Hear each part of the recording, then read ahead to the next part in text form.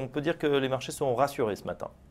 Bah, écoutez, oui, parce qu'il y avait une très forte inquiétude, un très fort sentiment d'anxiogénéité la semaine dernière. Certains pensaient qu'il pourrait y avoir un second tour entre Marine Le Pen et Jean-Luc Mélenchon, et donc il y avait un petit peu d'attentisme, et là on est soulagé, parce que sauf énorme surprise auquel je ne crois pas du tout, Emmanuel Macron sera le prochain président de la République, avec un programme très pro-européen.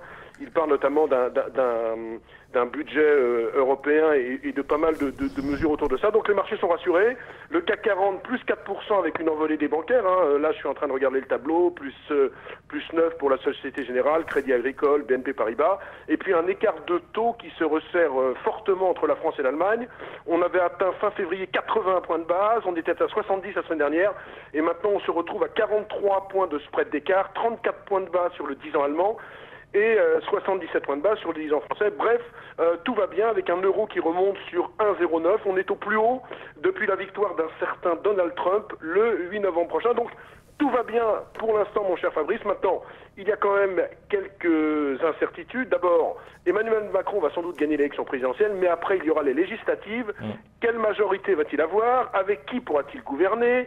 Est-ce que des gens de droite vont se rallier à lui? Est-ce que la droite va se réunifier pour contrer Emmanuel Macron? Bref, il y a beaucoup d'incertitudes, ce qui me fait dire que le mouvement aujourd'hui est spectaculaire. Maintenant, il faudra attendre. Je ne suis pas sûr que toute la semaine soit à ce niveau-là, c'est-à-dire je ne suis pas sûr qu'on gagne 2 à 3% tous les jours. Ouais, justement, Eric, en termes de stratégie, là, pour ceux qui nous regardent, les investisseurs qui se frottent les mains, surtout s'ils ont conservé leur titre, hein, beaucoup conseillent effectivement de ne rien faire ou d'alléger des positions. Pour ceux qui les conservaient, qu'est-ce qu'on fait ce matin? Est-ce qu'il faut justement profiter de ce bond des marchés, prendre un peu ses bénéfices?